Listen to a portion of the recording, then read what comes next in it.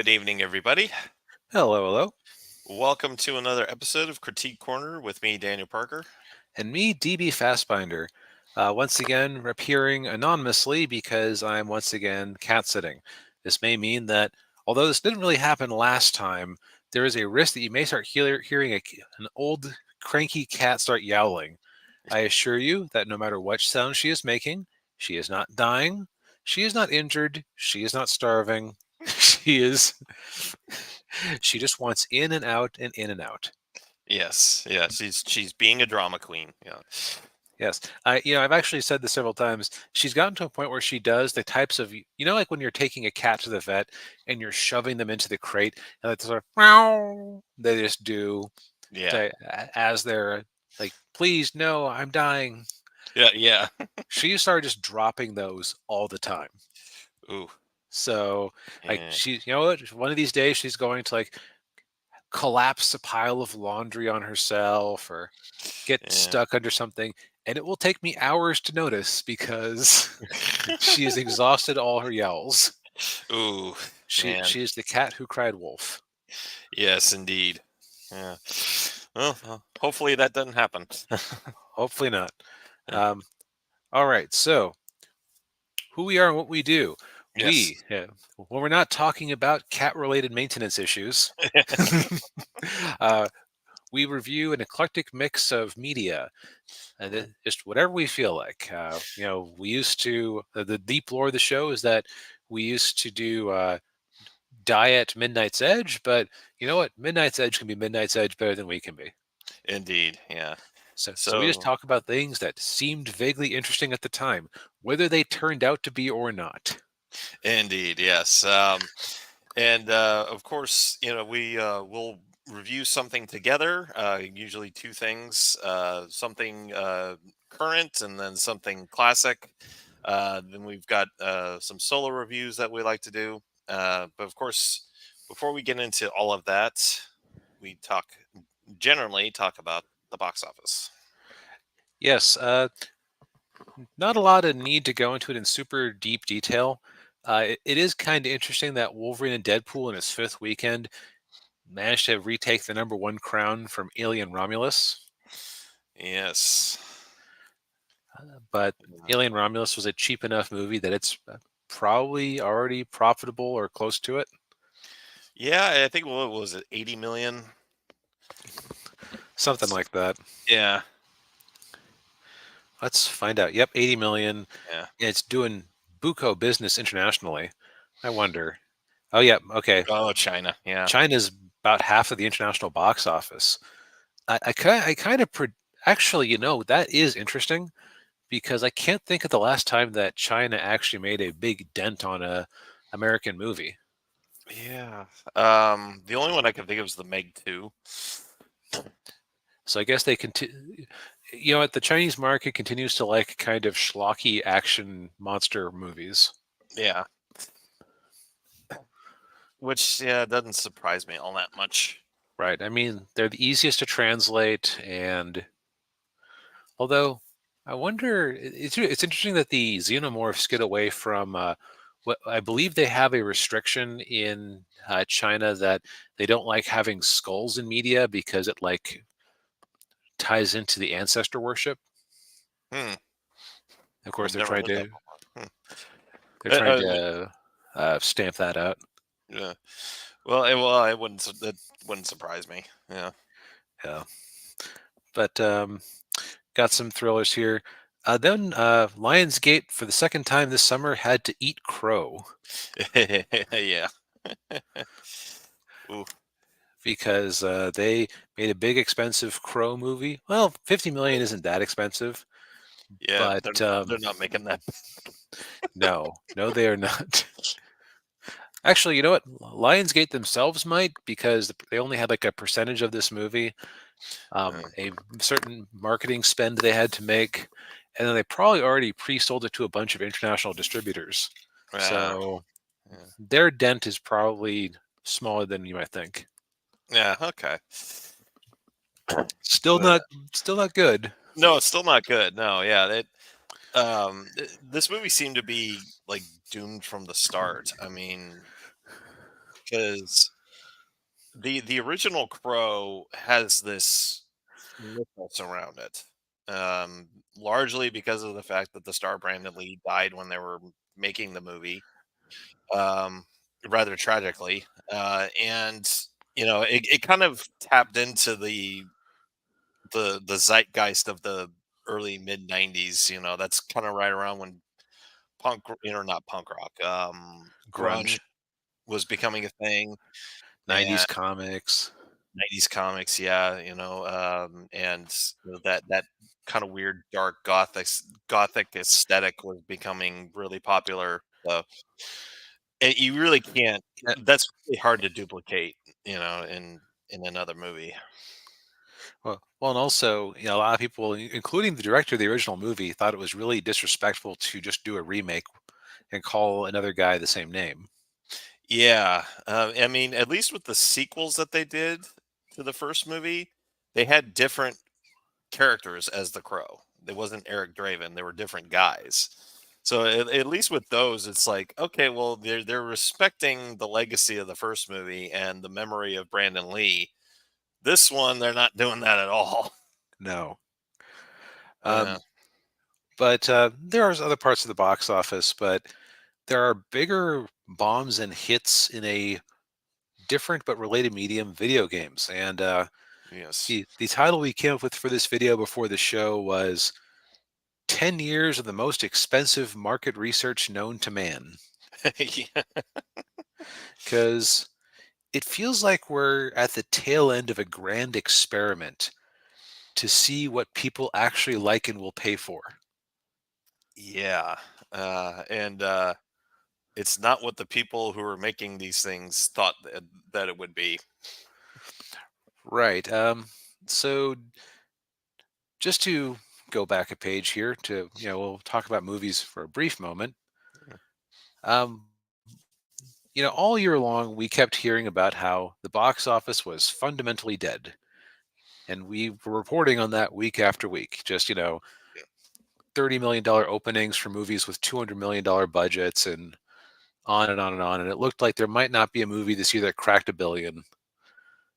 Then we Yeah. had the 1-2 combo of Inside Out 2 and Deadpool Wolverine. Yes.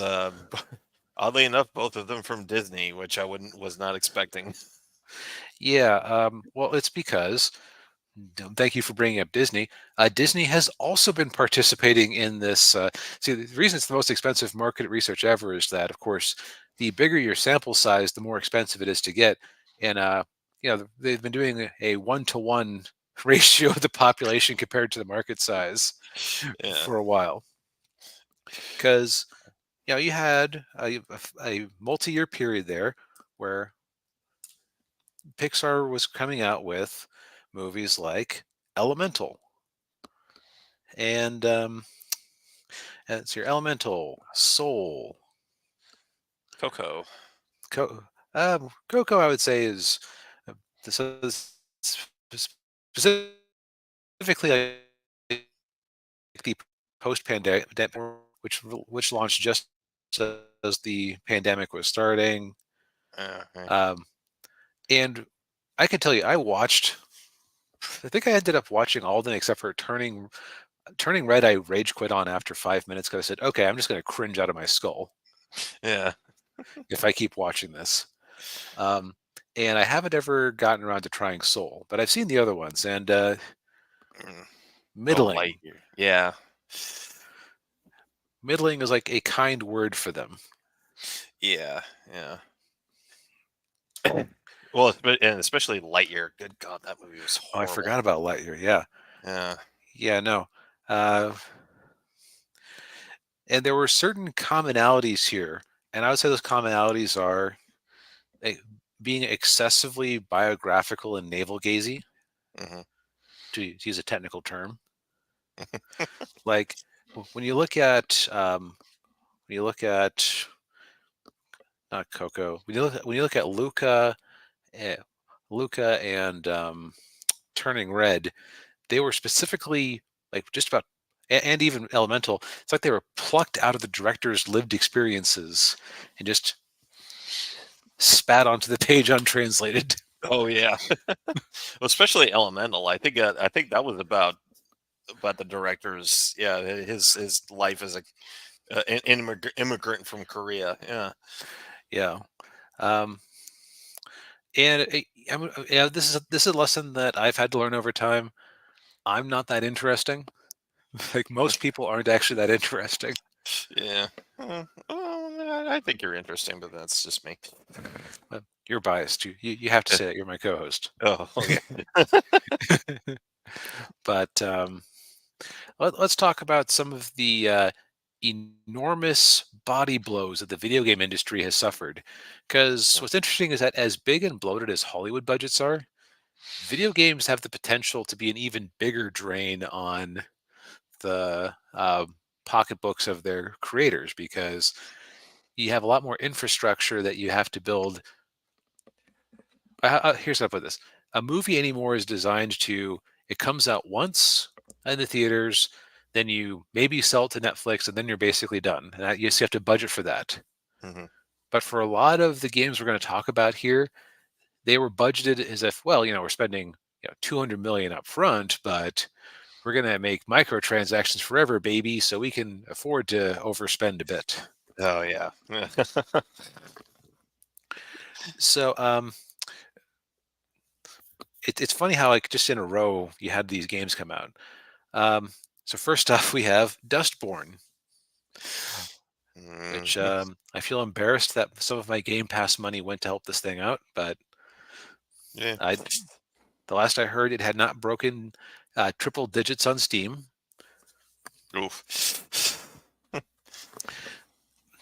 Dustborn is kind of interesting because it feels like if you told Ethan Van Sciver or your boy Zach to make a video game about 2016 era SJWs. Which, spoiler alert, they both attempt. There were efforts to ostracize and make them both end themselves in that time period. So this is about like that. Imagine how mean they would be. Yeah. Yeah. Eh, And I've seen gameplay. Um, the lead actress does not sound like she cares or can emote, mm. which is funny considering that one of the gameplay elements is that you can literally get triggered and shout commands at people that cause them to injure themselves, like calling them a racist or saying that everybody hates them or things like that. Oh, jeez, man. Oh Um, boy. and what's funny is that I think she's just an outright villain. One of the powers you can learn is bully. We've learned to bully people. Bully gives us the power to force people to do something they may not want to do or to make them feel bad about themselves. In fights, this could be highly effective on targeted enemies. Wow. Yeah, and as I recall, the funny thing is, the first scene where she uses this talent, she actually uses it on one of her teammates who is not going along with their plan. Oh boy. Oof. Yeah, it's the Norwegian and apparently the American government both contributed to this game, so Mm, tax wonderful. dollars at work. Yeah. Jeez.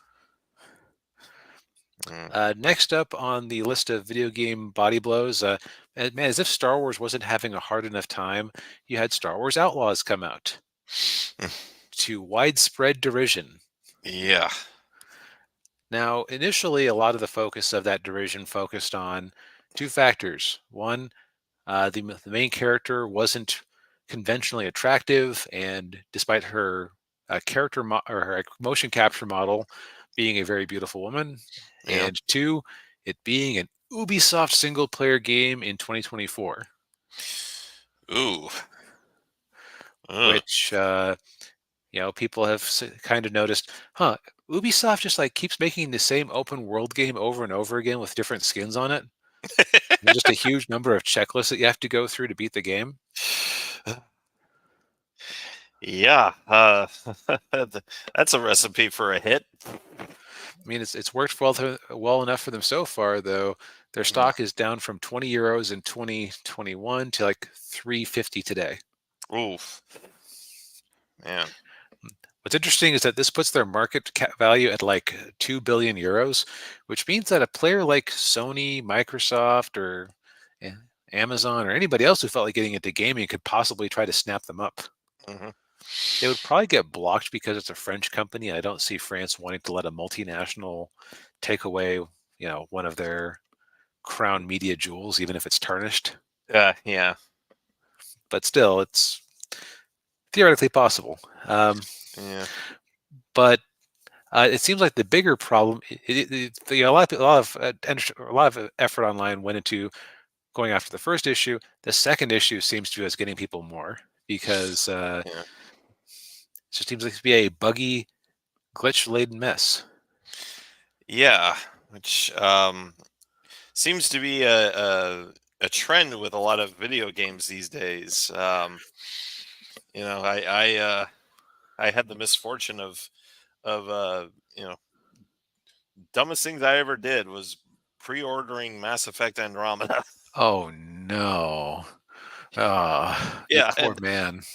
and getting that, and then yeah, my face is tired. Oh, Uh, what's funny about Star Wars is that apparently that game had its facial capture in some scenes was said to be sub Andromeda by some reviewers. oh man, oh And I saw some examples of that in some clips.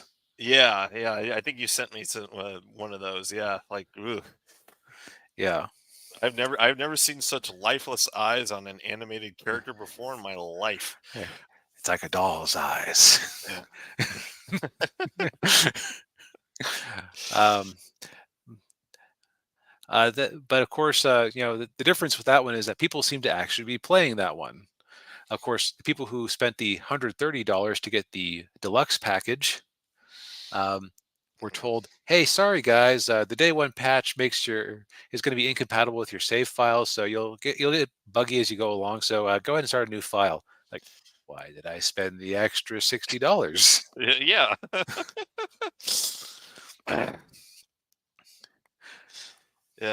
Yeah. I would be asking for some of my money back. They would of course go, "Oh, but you got the extra missions," and it's like, screw you. Yeah, yeah. All right. And then we've got the one that has been the real internet punching bag. Oh, did I accidentally disarrange my things here? I did accidentally disarrange my things here. So I'm not going to Uh-oh. show the initial character I was going to show. So instead we get to look at her from Concord. Yes. Um, Concord is one of the various live service games that Sony went all in on about 5-ish years ago, I believe. 'Cause, several of those games have been canceled. The only one that's really come out and hit was Helldivers, which that was a big hit, but it doesn't Yeah. quite make up for the canceled games and efforts along the way. Yeah. Which there have been many of those. And what seems to be interesting about Concord is that Steam is like the worst enemy for bombing games because, of course, the player count is publicly available, Yeah. unlike PlayStation and Xbox and Nintendo. So we know that the total number of concurrent players on Concord has never exceeded about 700, at least Oof. the last I heard. And this is a game that had 8 years of varying degrees of development and 8 years of varying degrees of development and a $200 million budget reportedly. Uh, uh, uh, there's no excuse for that. I'm sorry. There's no reason for you to be doing that. And the weird thing is, there's like so many like easily preventable things that they could have done here. Like the game costs $40. Most games in this genre these days are of hero shooters because Boy, you know what game came out 8 years ago? Overwatch. You know Mm. when they started working on this game? Shortly after Overwatch came out. It's like Firewalk Studios decided, you know what, we can make our own Overwatch. Yeah. No. Um, Now, and what's interesting is that they also just people have accused the game of being very woke, whatever that means to them. Yeah. It does seem like there's a big focus on body positivity and identity, Mm. but it's also like whoever designed the characters just didn't understand how character design works. Because like I'm going to compare this character to a similar looking character from Overwatch. Which one of these has more personality? Uh, Definitely. Michael Jackson here Yeah. or Sombra from Overwatch? Definitely Sombra from Overwatch. Yes, and what's funny is that they look like they're similar archetypes. Apparently, the Concord character is a melee knife specialist, which is weird because I showed Daniel this before the show, Yeah. uh, and his guess that she was a tech person.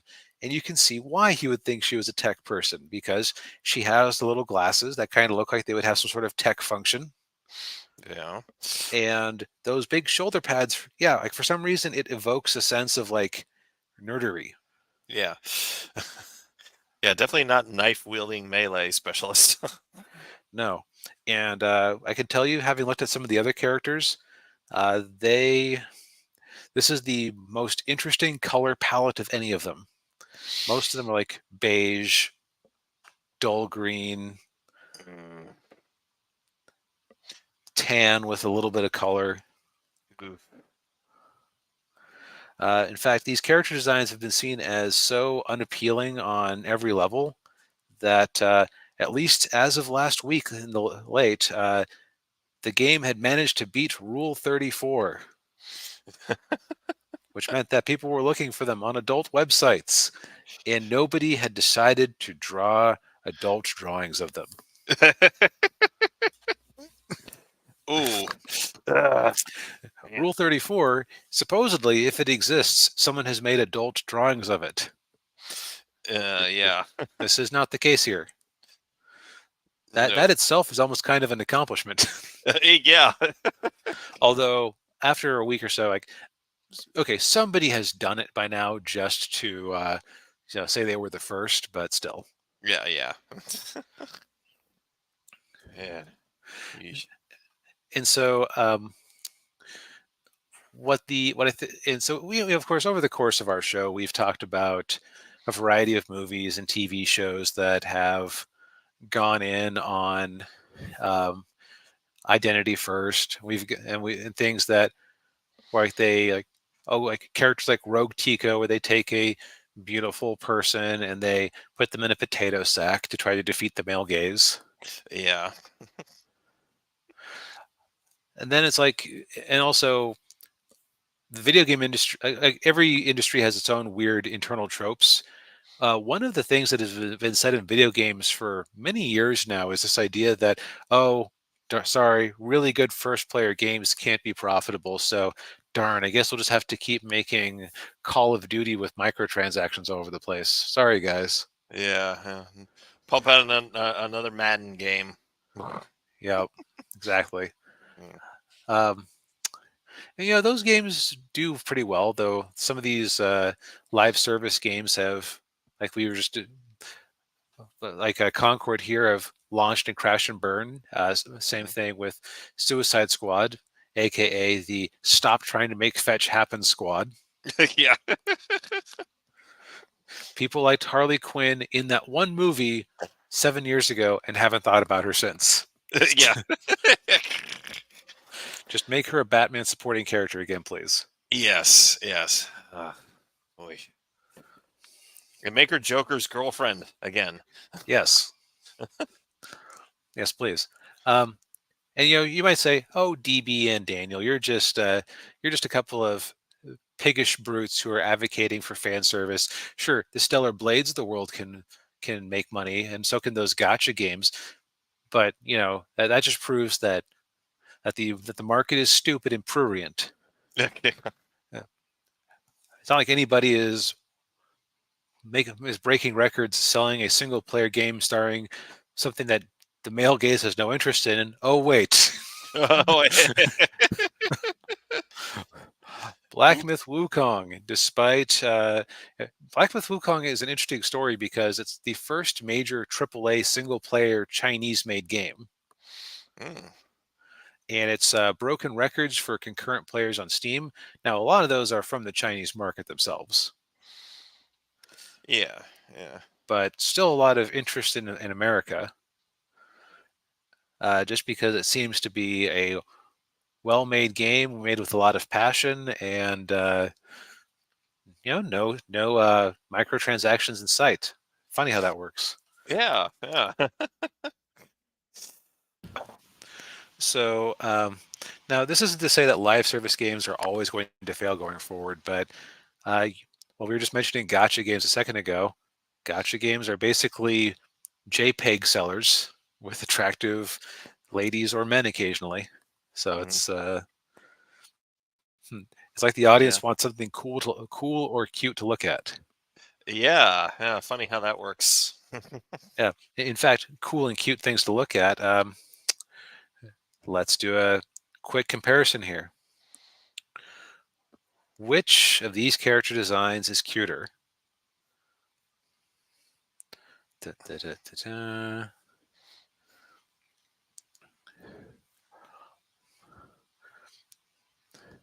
Just to bring up movies again. Yeah. Which character designs are cuter? A or B? B. Definitely in B. The fact that Inside Out 2 has made more just in the US and Elemental made in combined box office nationally and internationally. Um, it's not like Elemental was a bad movie. It was No, kind it of was. mid, Yeah, it was okay. Yeah, but like most of these characters here are just immediately appealing to look at. yeah,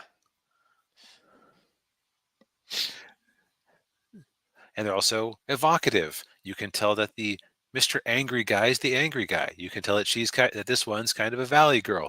You can tell yeah, that this one is kind of a shy nerd. You yeah. can tell that this one is voiced by Amy Poehler, I think that's right. Yeah, the, the Parks and Recreation lady. yeah, Like, like you immediately look at them and know their personality. yeah, And I will say, this design you kind of know the personality as like a hard as a try hard violent person. yeah, So I guess you got that going for it. But like, what can you tell me about her? Like your first guess was wrong. yeah.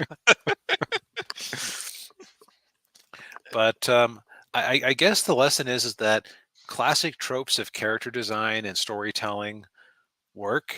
And if the market keeps telling you that single player games can work, stop trying to make everything Destiny. Even Destiny hasn't been profitable for years, if it ever N- was. yeah, I was about to say, like, I mean, does anyone still play that game?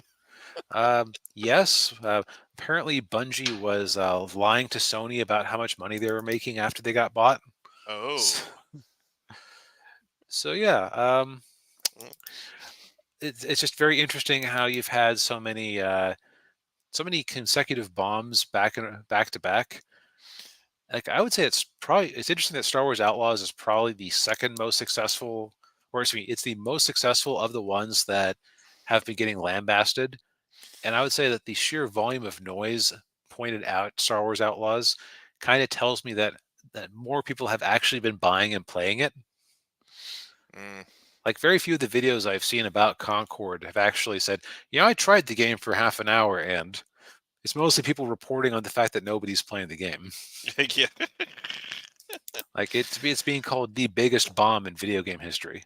Oh, worse than ET? I mean, The game, many a more game so people, many more people bought ET than Concord. yeah, oh yeah. I mean, that game was so horrendous. They had to dump all the unsold cartridges into a landfill.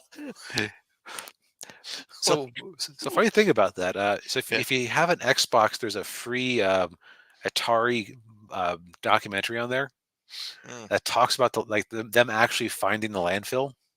Oh, I think I've seen that. Yeah. Apparently, it wasn't just ET. There was a lot of unsold games. Yeah. Yeah. That one doesn't surprise me. Yeah, after the video game bubble crashed in the 80s. Yeah. Yeah, but so yeah, I think our overall thesis here is that classic movies, even if they're kind of mediocre, can do shockingly well. Like a Yeah. certain movie that we watched this week. Yes. Netflix original The Union, a classic style film starring classic style actors. Yes. Yeah. Yeah, I think this dropped last week or the week before. Um, I think we got onto it pretty quick, actually. yeah, I think so. Yeah, so we're pretty early on the train with this one. Um, but yeah, I mean, this movie is a very much a kind of classic little spy thriller movie. You've got I guess I'll get into the plot. The movie is about a. Uh, I actually like the concept a lot. It's about a clandestine espionage group that would call themselves the Union. They're basically the way they kind of describe themselves is they're like blue collar spies. Hmm. They're not the Oxford or Ivy League educated spies that work for the CIA or or MI6. They're like the working man. The blue collar guys. If this movie had been made 15 years ago, Mark Wahlberg's role would have so been Bruce Willis. Oh yeah, yeah. Oh yeah, I could see that. Yeah.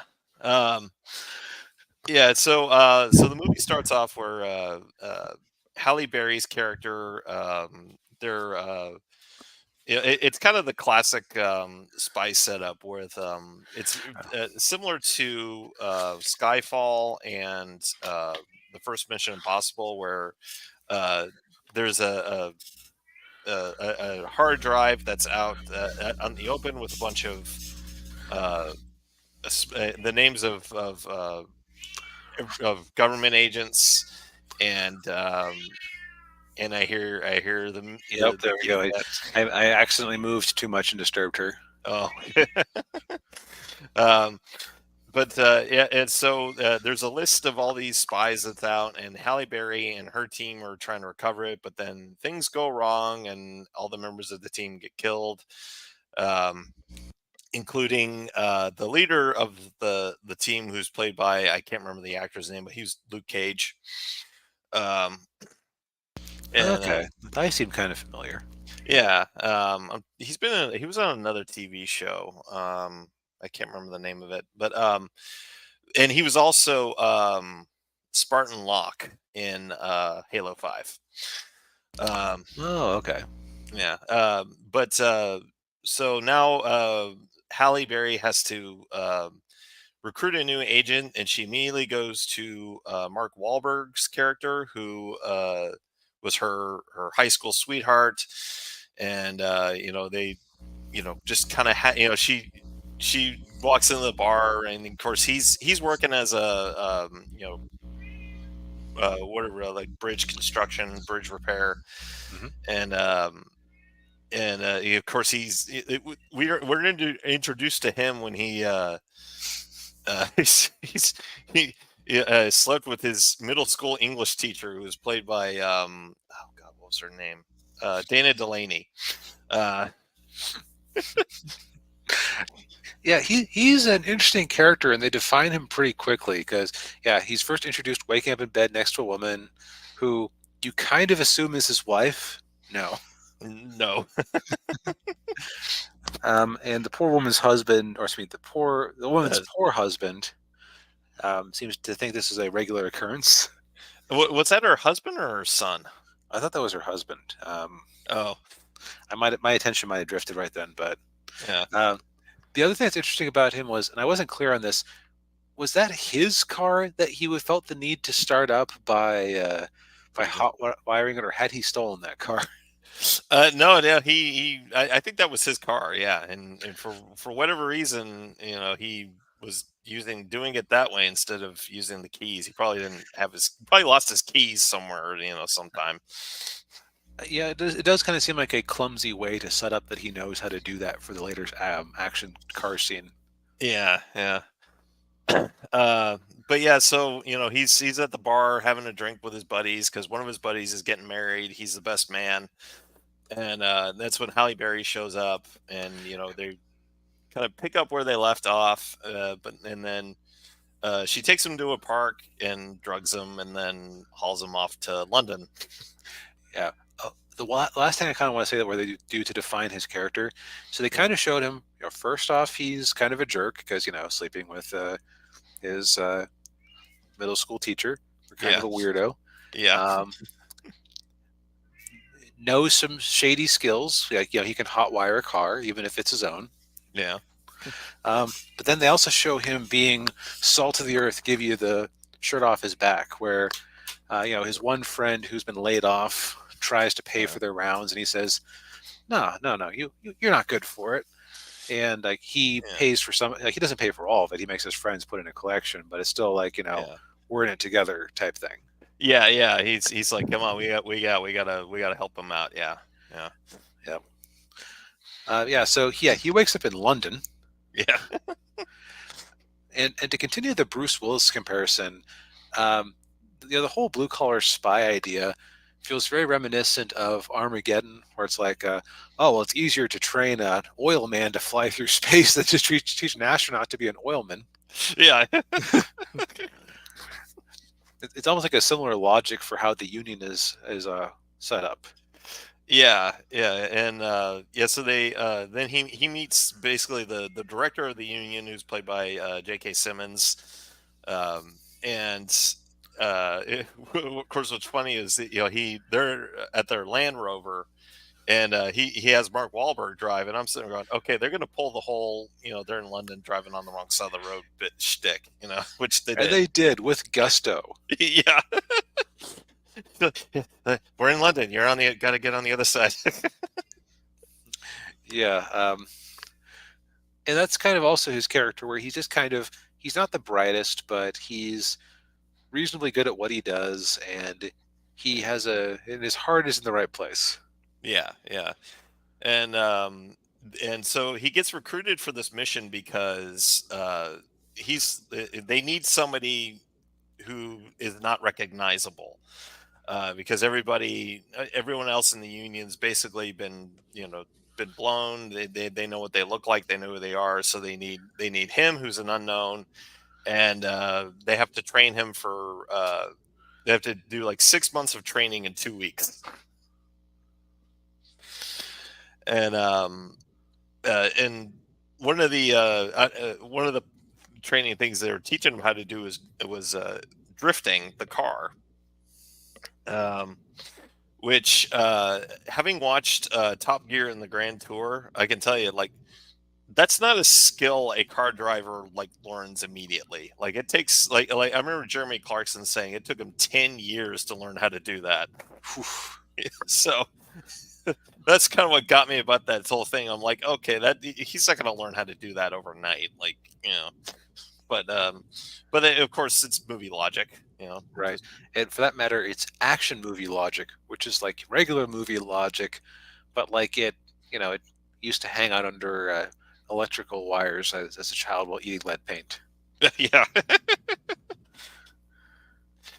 Yeah. And so the whole mission is that there's this woman who's an auctioneer, and she's selling off the list, and though that's part of the whole thing is he has to give her the money for the buy-in, so then he gets his little iPhone, and um, for the auction. But then, of course, things go wrong, and then uh, basically the movie is kind of a series of, like, what can go wrong will go wrong with these guys. It's Very just, Lemony Snicket.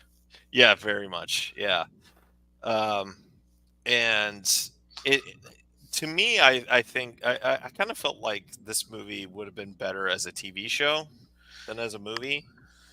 Yeah, because it's kind of odd that the first time we're introduced to the Union, before we even really have an opportunity to like learn about the Union's on the back foot, and we're like fighting for their survival.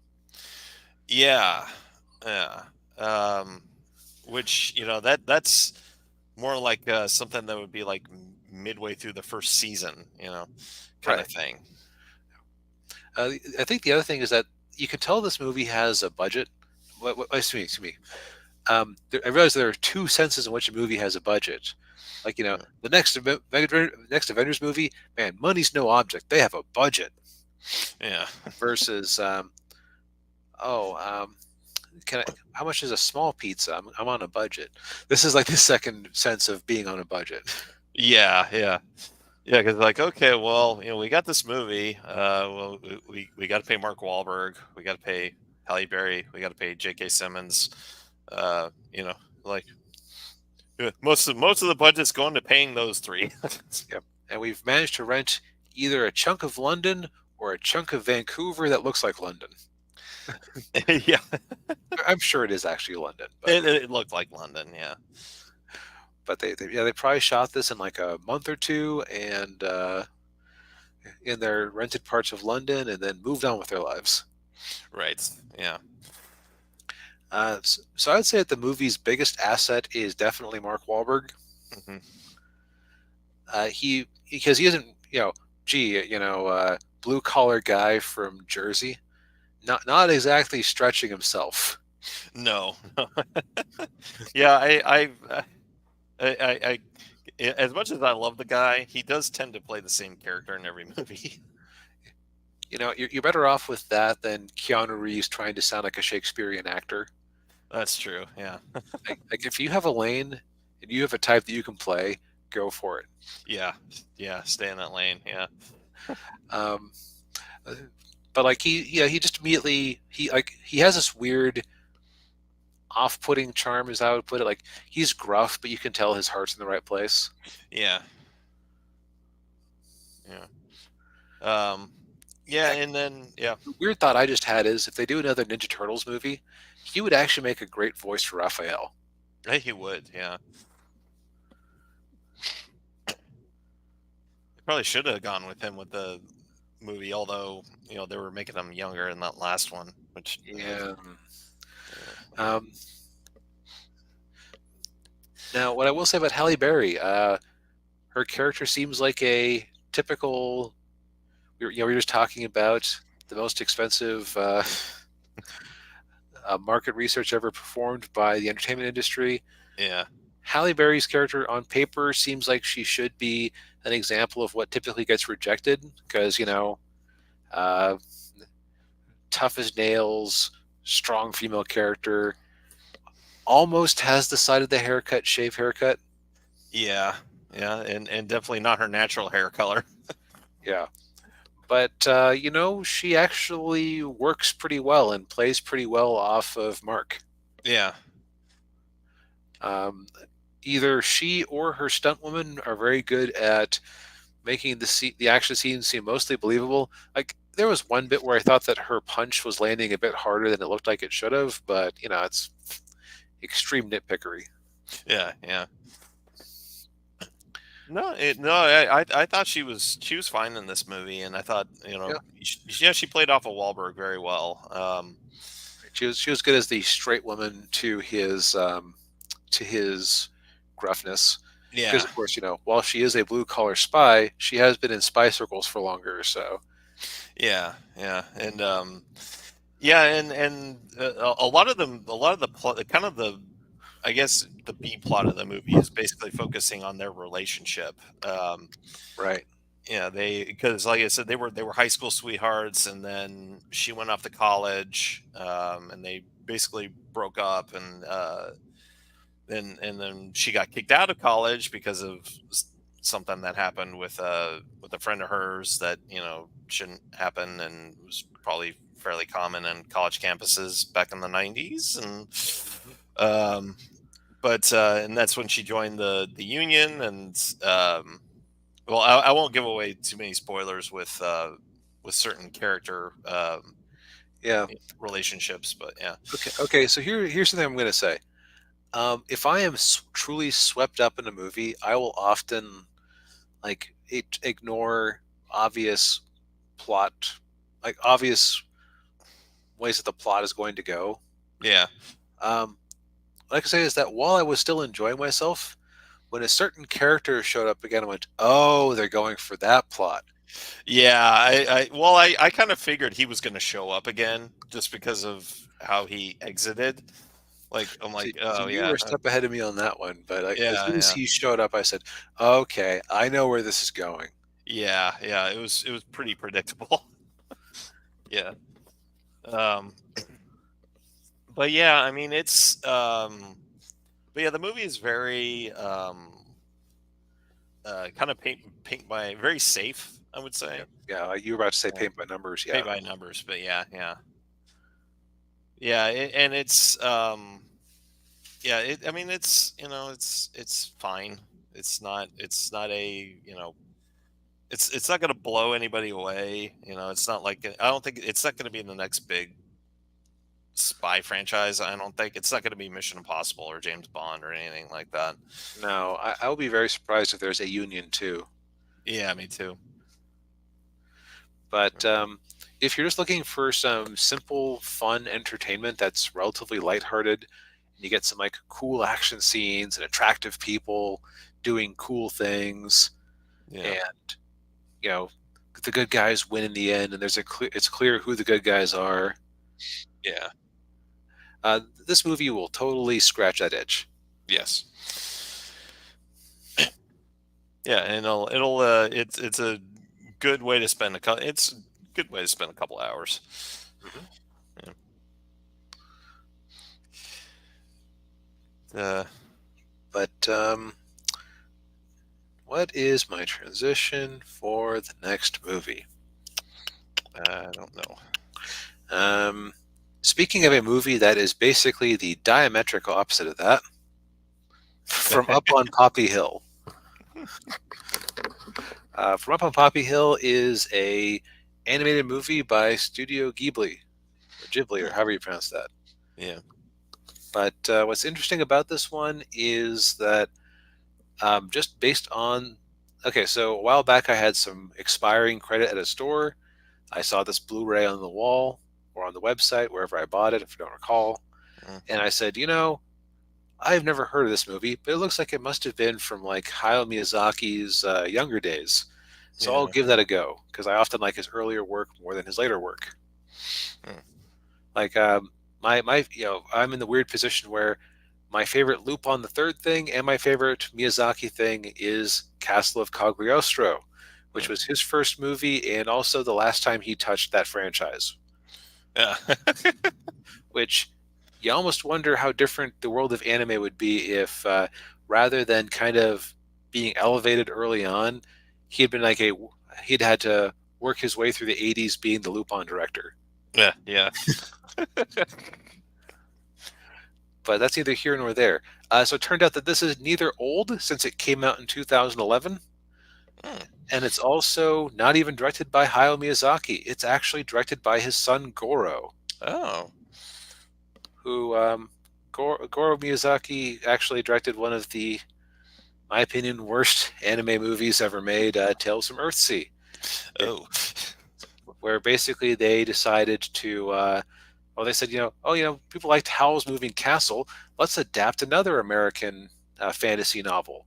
We'll do the Ursula Le Guin's novels, and we'll just hand it off to the son of the director or the son of the company's founder, and make him have to do his first animated film, which is actually a fairly complicated series to adapt. yeah. It didn't go well. Uh, ooh, Um, and okay, so here's the thing. Anytime you hear anybody ascribe anything to Hayao Miyazaki, there is an axe to grind of some sort, either positive or negative, because there are people who absolutely love him, and there are people who absolutely hate him. Mm. Uh, and also there's the level where it's hard if you don't speak Japanese to go back and find the actual line and maybe understand the connotations of it. Mm. Like the classic quote you see from him, "Anime was a mistake." That's a Yeah. exaggeration of what he was saying by all accounts. Yeah. Yeah. I say this preface because apparently after seeing Tales from Earthsea, his response was, "Goro is not an adult yet." Oh. Ooh. Okay. It's like, man. Ugh. So I guess this was Goro's second swing at the bat, Yeah. and I think this one was much more within his grasp. Okay. So this is actually, as far as I'm aware, it's an original story written by his father and another film and another screenwriter. Uh, it's very interesting because it doesn't necessarily have a super strong plot, Yeah. is how I'll put it.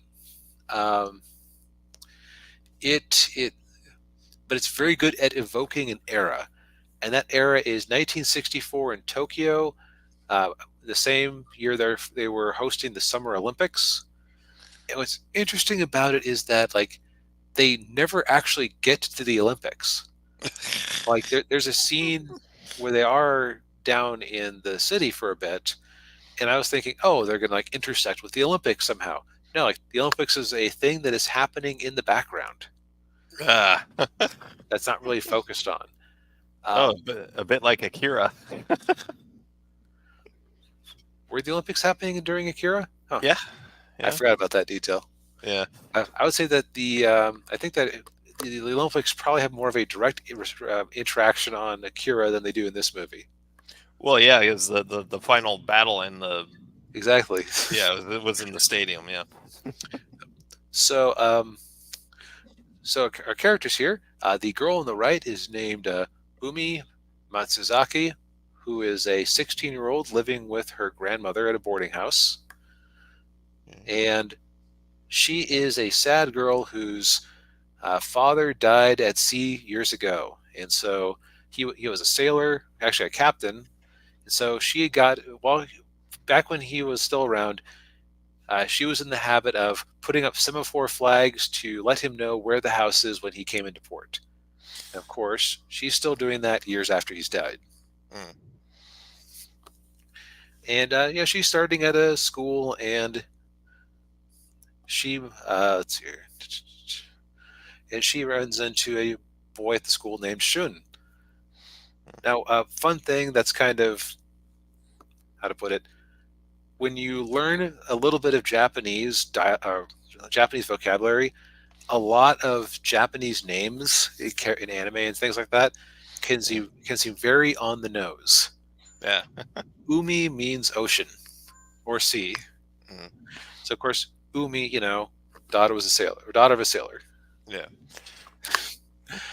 Um, and so like the threads of the movie are her burgeoning relationship with Shun and the effort to save an old house that's on the school property that all the clubs have taken over for their various nerd hobbies, like Uh, philosophy, biology, astronomy, the school newspaper, and so on. okay. And it's just to use some Gen Z slang, this movie is just very much a vibe. Like it's just a kind of mostly calm feeling with a couple of mild gut punches. Mm. Um, and like a lot of these sort of calm anime movies, it could have been punched up a little bit at the end, but in this case, I think that it doesn't necessarily need that punch to deliver what it wants to deliver. Mm. It's got interesting things going on, like uh, it's got pop music. And what's interesting about it is that uh, if they play the song Sukiyaki, which was a big hit that summer in Japan and America, Mm. they played the same song twice. And that struck out to me because most movies don't actually use the same song twice unless it's like a motif of the film. But Yeah. like, they played the song twice in two unconnected scenes, and I think it was just because it was a bit of realism. Because yeah, like if you have this song that's being played relentlessly on the radio, odds are you're going to hear it a million times in a summer. Yeah. At least in the days before Spotify, when you could pick whatever the heck you wanted to listen to at any given time. Yes. One example that comes to my mind is Santana and what's his name from Matchbox 20, Smooth. Mm. He used to play. I remember that summer that came out. They played it all the damn time. And of course, Adele when she came out with her first big album, Yeah. Relentless Play. So it's kind of that little bit of realism.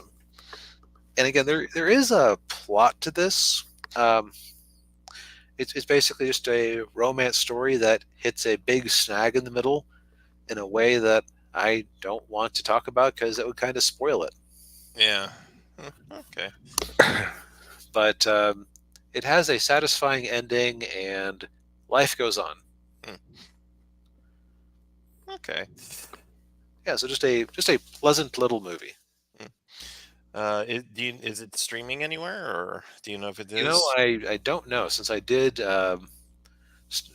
basically last week I was house sitting and didn't have access to my normal streaming services, so I Yeah. had some friends over and I said I guess we'll resort to physical media. Okay. But let's find out. From up on, it might be on Max because I know that a lot of Studio Ghibli movies are on there. Yeah. Let's see if my prediction is right.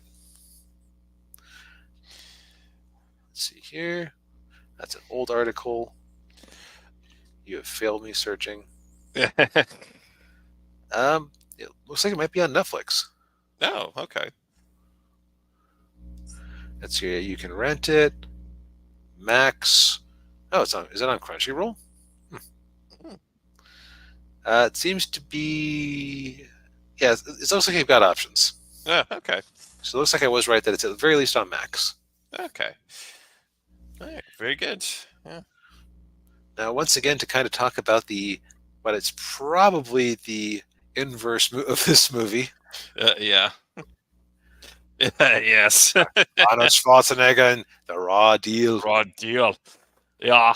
So, yeah, I saw this movie on Prime, and I actually remember seeing it it show on TV. Like, I can't remember when this must have been like 10, 15 years. Well, no, maybe 15 years ago. And I saw the scene in there where Schwarzenegger is wearing a suit and his hair's slicked back, smoking a cigar, and he's talking to these two guys. He kind of looked like a businessman. And I'm like, I'm sitting there watching this movie, and I'm like, what is this? I have no idea what movie this is, because it's actually one of his probably lesser known movies. Um, so Raw Deal, Schwarzenegger plays Mark. I keep wanting to call him Max, but it's Mark. Mark Kaminsky, and he's a sheriff in a small town. But before that, he was an FBI agent, and he got kicked out of the bureau because he got really rough with a guy who was a PDF file. He broke 11 of his bones. You got. I only work with Word. Yeah. So, but yeah, so now he's a sheriff in this small town, and he has a wife who is not happy about it. She's an alcoholic, and she bakes a chocolate cake, and then proceeds to throw it at him, and it hits the wall, and he tells her, "You I think should." I've seen that scene before. Yeah, probably you probably have. He said, "You should bake and drink." And but yeah, so well, the movie actually starts off where this guy in witness protection gets offed by the gang leaders that he's going to testify against. And one of the FBI agents guarding the guy was the son of Schwarzenegger's old boss, who was played by Darren McGavin, who most people remember him as the dad from A Christmas Story. And Man, between this and Slapshots, the parents from A Christmas Story have a sordid movie career. yeah, they do. Yeah, and so Darren McGavin's character is just says, well, I don't want justice and gets this guy. I want revenge. So he goes to Schwarzenegger and with a basically an opportunity uh, that he's McGavin's character is basically funding Schwarzenegger to go undercover into this mafia and mafia gang, and just to take them down. And of course, the only way that Schwarzenegger can do that is if he first has to fake his death in a kind of very unconvincing way. He pulls in with this oil plant, gasoline plant in his cop car, and lets the gasoline out, and then blows the car up and the plant. It's just run. That seems kind of unnecessary to destroy all that property. Yeah, I know, and well, and kind of the part of the problem too is that the car was empty. Like usually, if you're gonna do that, it's like, okay, maybe get a cadaver that's about the Oh, same. did I cut out? No, you're good. You're good. Yeah, get like a cadaver that's like the same size as you are, and then do it. Maybe at least have a body. Um, but uh, but yeah. So he goes undercover, and so he does all this stuff to try to get in this guy's good graces. And of course, one of the other aspect of it, there's kind of a subplot in there where Schwarzenegger's with he's kind of hanging around this woman who is like the ex-girlfriend of another enforcer that's kind of like Schwarzenegger's rival in the movie, and he's played by Robert Davi from he was in like, oh, do I lose? I lost TV. Um, uh, One sec, folks.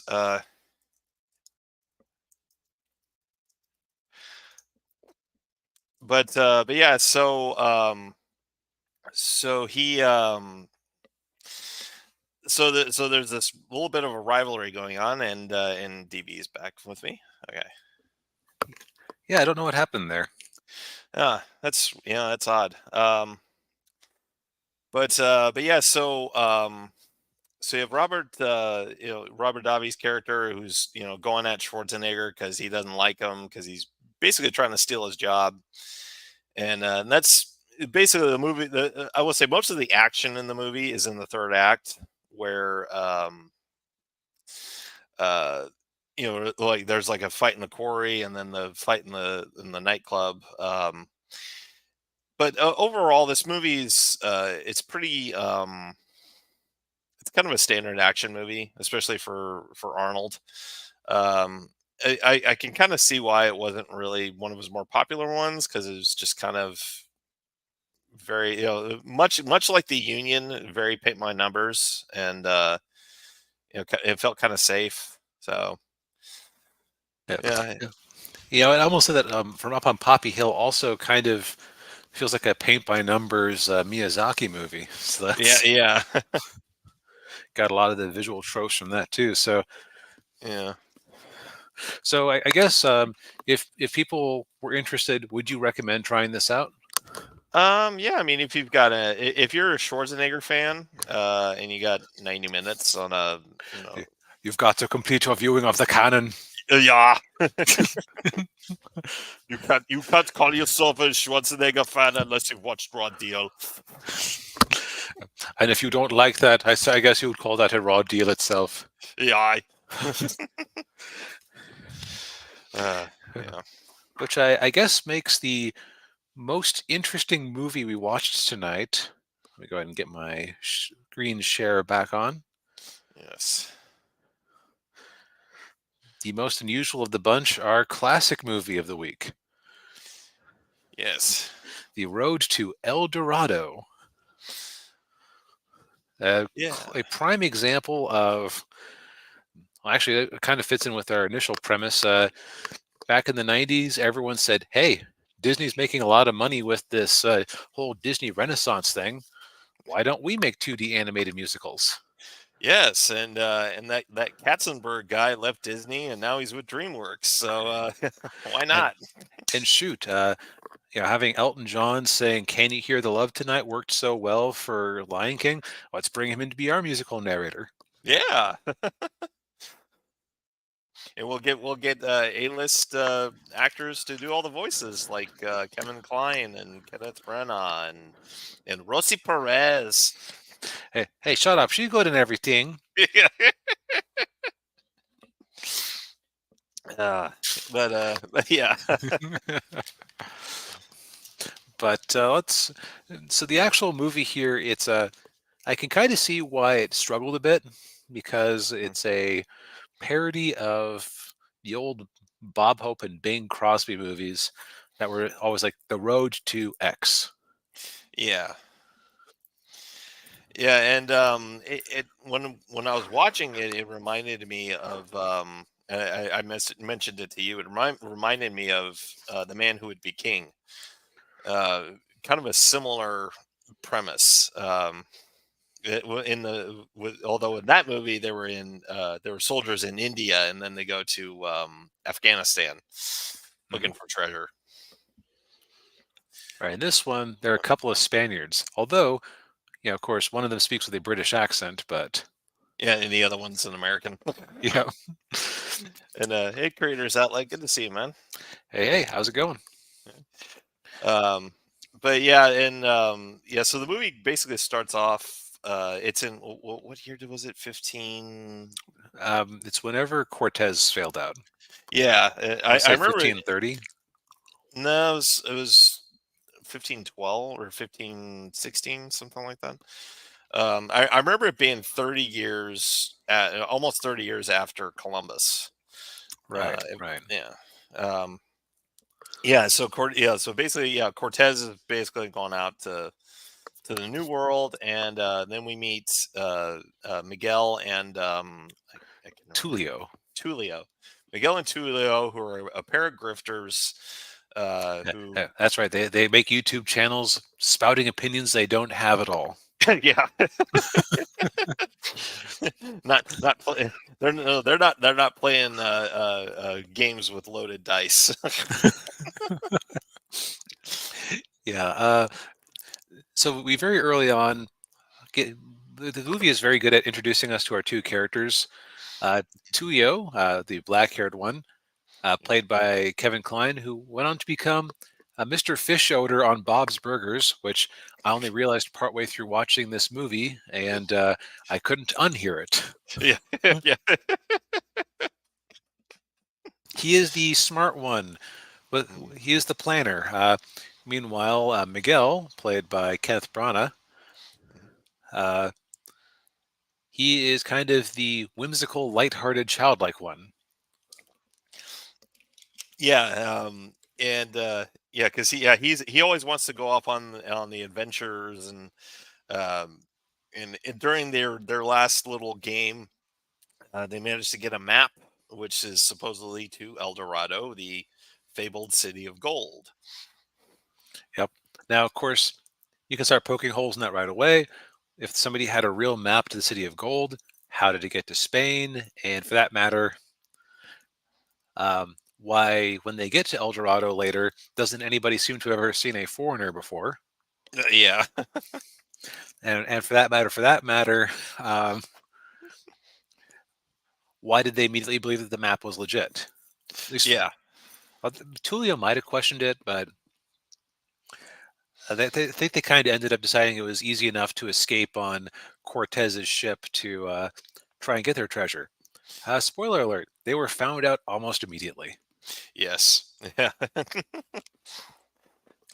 And yeah. Cortez was played by, what's his name? Jim Cummings, the Oh yeah, yeah, Jim Cumming. Yeah, Darkwing Duck. Yeah, Yeah, yeah. He is all over this movie in a bunch of minor roles. He must have been good buddies with DreamWorks early on because he also had some minor roles in Shrek and a few others. yeah, yeah. Well, he has a very distinct voice. I mean, that's yeah, Yep. Which is funny for a guy who can actually do quite a few impressions and spends large sections of Disney cartoons talking to himself. yeah, Since I believe he's Tigger and Pooh. yes, yeah. Wasn't he also? He was also Negaduck, wasn't he, in Yep. Darkwing Duck? Oh yeah, Yeah. And he was also in Bonkers, a show that only I seem to remember at all. He was Bonkers and the uh, guy detective from the first season. yeah,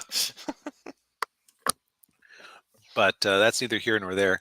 Uh, he does a great job of sounding very cold and vicious. And it's like, actually, maybe vicious isn't the wrong term. He's just very uncaring. Like his first reaction in all situations is ultra violence, but he's very like dispassionate about it. yeah, It's like, well, you two broke onto my ship. We're going to land in Cuba, and you two are going to work in the sugar. sugar plantations for the rest of your lives. Yeah, So, not yeah, wanting this outcome, they decide to escape with the help of a war horse who had been put on half rations because he supposedly had to lose weight. yeah, They accidentally lure the horse out in a funny scene with an apple, yeah. and the three of them end up in a life raft that ends up washing ashore in somewhere in New World Adonia. Yes, yeah. I would imagine somewhere in probably Central America. I would guess. Yeah, maybe the Yucatan because that would make sense for like how much rainforest there was, but also being close enough to go. See, I forget. Was it Cortez who fought the Aztecs, or was that Pizarro? It was Cortez. Okay, Yeah, yeah. So probably somewhere in Mexico. yeah, yeah. And as they're journeying, they decide to just go on the journey to finding El Dorado using the map, and then along the way, that's when they encounter a native girl named Chell, and that's Rosie Perez. Yes, and if you spend any time on Twitter in the company of people who draw characters, um, you will immediately recognize this character as I pull her up because boy, if you believe a lot of art, like if you just go by the amount of fan art of her on Twitter and other places, she was a lot of people's awakening. Yeah, Let me see if I can get a good picture of her. Um, like she is definitely a fan service character. oh yeah, yeah. Definitely right around my alley. So yeah, I told you, I said, this is going to be a Daniel genre of female character model. Yeah, Um, and so they show up and they manage. Chell was trying to get away with some artifact, and we find out that these two just happen to resemble ancient prophesied glyphs showing two gods riding a dragon. Well, if you've never seen a horse before, horse looks very dragonish. yeah, yeah. And that's kind of where uh the man who would be king kind of came into it for me, because in that movie the natives there thought that Sean Connery was a god. Right. Which, I mean, Yeah, to be fair, it is Sean Connery, so understandable mistake. yeah, yeah, yeah. But yeah, so they think that they're the gods, and then, well, one of them is like, so they're basically like these two uh tribal I guess chiefs or Yeah, clerics. there's two distinct factions. It's Yeah, like you have the secular guy who seems to be the chief or head man or whatever you'd call him. yeah, And then you have the head priest. Head priest is like the most stereotypical Aztec priest possible. It's like he's always itching for a good human sacrifice. yes, he's very much the yeah, very much a radical, what do I want to? Oh God, what's the word I'm looking for? Fanatic. Fanatic. Thank you. Yeah. Yeah. Definitely religious fanatic. Yeah. And then the tribal chief, who I actually looked it up. He was voiced by Edward James Olmos, Oh, who okay. most people will remember him as Adama from Battlestar Galactica. Um, but yeah, so they meet those two, and then and of course they start trying to act all godlike because they're trying to keep up the appearance because they want the gold. Right. They've realized that there's a lot of gold in them our town, and Yeah, so they're trying to scheme a way to get that gold back to Spain so they could live like kings. yeah, And yeah, Chell is onto them. Like she's figured out very quickly that they aren't the least bit godly, but yeah, she wants her percentage and she'll help them out. yeah, and um and so yeah, so basically the rest of the movie is kind of and they well they need a ship, and they're like, well, we can build you a ship, it'll take a week. And they're like, we don't have a week. 3 days, okay. So they got to hang around this, they got to hang around El Dorado for the next 3 days and Right. try to, Not get uncovered.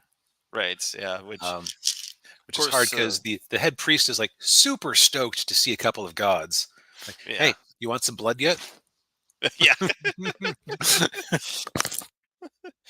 Yeah, and of course, then Miguel ends up going out into the town, even though Tulio told him not to do that. Right. And he's very his childlike charm. He immediately connects with the local kids, and he and the horse and the kids play around and have fun. He's kind of a secondary character, I would say. Yeah, yeah, and then Tulio and Chell end up really They getting to know each other. they go back home to Netflix and Chell, if you will. Yeah, What one of that is actually a good well, that's a good transition to one of the weirder aspects of this movie that was theoretically aimed at kids. This is a horny movie. yeah, it is. Yeah, it really is. Like, there's even a scene where everybody online interprets it as because of the angles they were laying at before they sat up in on camera. Um, Tulio might have been getting some mouth love. Yeah. At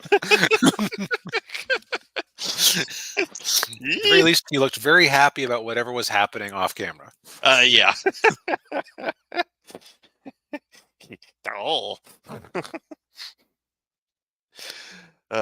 Yeah, and so basically, what ends up happening is there. I will say with they get found out eventually. Right, like that's fairly predictable. Yeah, Uh, because the weird thing is that was it just me? And I've actually seen this movie before.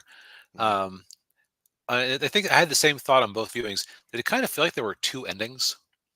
it did. Yeah, they kind of pulled a James Cameron there, where they had a fake out climax. Yeah, Yeah. Now let's look at this from like a historical angle. Um, actually, okay. So the first angle that occurs to me is it is very unclear what the people in El Dorado are actually raising to eat because, like in an isolated chunk of jungle, no fields. It's not like they're eating entirely fish. yeah, yeah. I didn't see a whole lot of farming going on. No. Um, Also, there isn't a culture in the Americas that could have built a boat that large, even given a lot of time. Yeah, Not because of any sort of inferiority or anything, just because of the materials available to them in the new world. They just hadn't developed the sort of metallurgy you would need to make a proper boat of that style, yeah, yeah. You of that need size. yeah, yeah, yeah. A lot of wood and a lot of metal that you would need in that in a Also, they wouldn't have had the concept of a sail that big. Right. if they had a concept of a sale at all. But that's one of those like there's also not a city called El Dorado, and there isn't a cute little cartoon armadillo that basically understands what people say to it. Or an intelligent horse. Yeah, it actually kind of reminded me of the horse. Like it's like the slacker brother of the horse from Tangled. Yeah. Yeah, it kind of did. Yeah. But so just from like a production standpoint, we were talking earlier about the importance of character designs to communicate things about the characters. This movie's kind of impeccable that way. Yeah, it is. Yeah. Uh, just from looking at the high priest, you know that he's not quite there. Hmm. His innocent jaguar warrior assistant, you immediately know that he's a big teddy bear. Hmm. You look at the secular priest, and you know that he's a bigger teddy bear. Yeah. You look at Tulio here on the left, and you know immediately that he's kind of actually kind of looks like a Guybrush Threepwood. He does. Yeah. Yeah. With Now I dark look hair. at, Yeah. Yeah. and then Chell, is kind of like she's a seductress slash she has a cunning in her eyes, Yeah. and you can tell that Miguel is bright-eyed and innocent. Yeah. Okay, so call me crazy. Does this cover have the wrong hair on the color horse, or the wrong color for the horse's mane and tail? I I, don't know that he had black for that. I don't remember. It looks wrong for some reason. I'm trying to remember what the horse looked like. Let me go to Google. Run Dorado horse. Uh, yeah. Oh wait, no. Let's see. Aha, he had gray. Yeah, it was gray. Yeah. Okay, so that's from the fun old days of when you could get wildly different or mildly different looking characters on the cover. Yeah. Yeah. And nobody seemed to care. Yeah. Well, probably before it was, you know what, this cover might have been commissioned before the final draft of the movie was available. Oh yeah. Yeah. Probably. Yeah. But Yeah. so production side, so the 2D animation is mostly impeccable. There were a couple of little things I noticed where it's like, okay, you're just using the horse's basic walk cycle because we're zoomed way out and you think we won't notice. Well, I'm enough of a grognard to notice, so there you Yeah. go. Yeah, Uh, I agree. Yeah, I thought the animation was really good. I actually miss this animation style. yeah. I wish they would go back to it. Yeah, it's very akin to like Disney's Hercules. Yeah, What do you call it? Atlantis, Lilo and Stitch. yeah. Hunchback of Notre Dame. Yeah, Yeah, that's sort of like late Disney Renaissance style. yeah, yeah. Um, where it kind of suffers a bit is it did come out in the year 2000, and there are Mhm. a bunch of CGI elements, and whew, It's rough in a few places. Yeah, yeah. But like I get why they used the technology. Like so, I'll say the difference between this one and the Disney movies that we've seen that use CGI, like Rescuers Down Under uses CGI. How do they use it? They use it to build a whole bunch of rectangular skyscrapers in New York, and they have a bunch of cars in the gloom. hmm, And like the attentive eye can tell that they're like low poly 3D models, but they're covered in like it's dark, it's gloomy. There's like a fog in the air. It's covered up well. yeah, yeah, The big statue from Aladdin that comes out, or the big cave mouth in Aladdin that comes out of the ground, very primitive CGI. First time they had a whole CGI element like that in a movie, mm, apparently. I remember mm, that from like interviews at the time. uh, Um, looks rough, but it was a dark creature that was filmed at night. hmm, yeah. So they're able to get away with it. Yeah,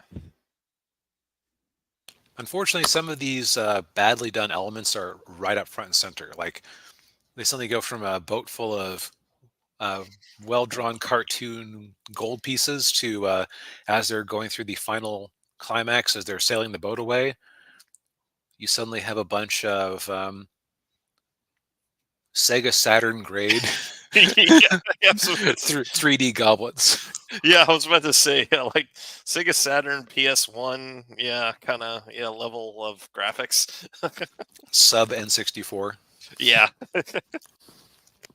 And but they kind of had to do that because they had so many of these gold pieces, and they had to have the boat be CGI because of some of the 3D painting shots they were doing. So yeah, it was ambitious. They just didn't quite cover up the technical shortcomings. yeah, yeah.